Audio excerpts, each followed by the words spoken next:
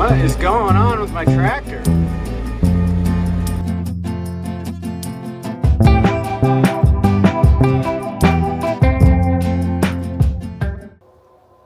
Well, I've got some bad news. My Kioti broke again. So, my tractor started up weird one morning.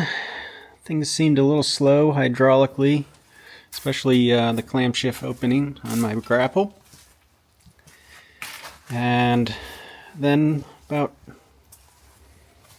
20 minutes into my work, the whole tractor just started bucking. So I shut it down. Thought maybe there was some air in the system, so I flexed all of my hydraulics all the way out, all the way in. Nothing happened. It's still bouncing around. And I figured out that my 3-point hitch is bouncing hydraulically. So somewhere, I believe right in here, is a relief valve for the 3-point that closes off, so there's not always hydraulic fluid flowing to it, and that has failed. So it's sticking open. The slowness was caused by the leak of hydraulic fluid into the 3-point, and it was also causing the 3-point to bounce up and down when I used the loader. So the dealer came up.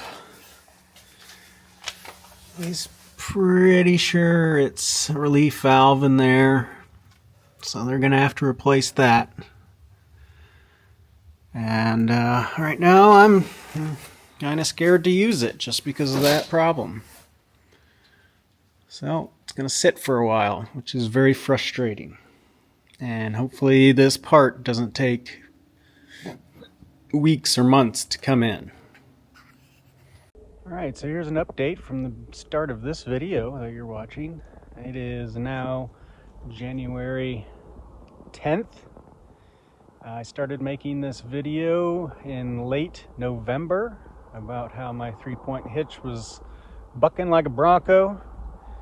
Well, it's still doing that, but I've figured out a workaround so I can actually just use the tractor, although the 3-point is locked in position.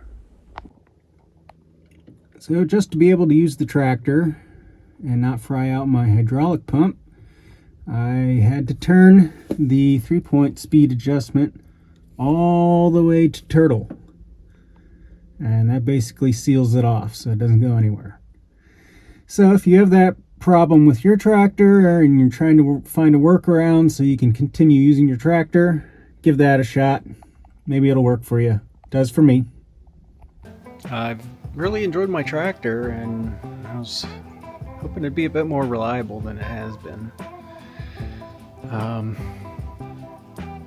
think I just got a bad one.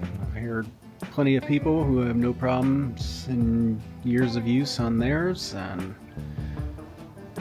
I barely used mine. It's got 100 hours in a year, and I've had several problems that really are stupid problems that shouldn't have happened in the first place. So I'm a little frustrated about that.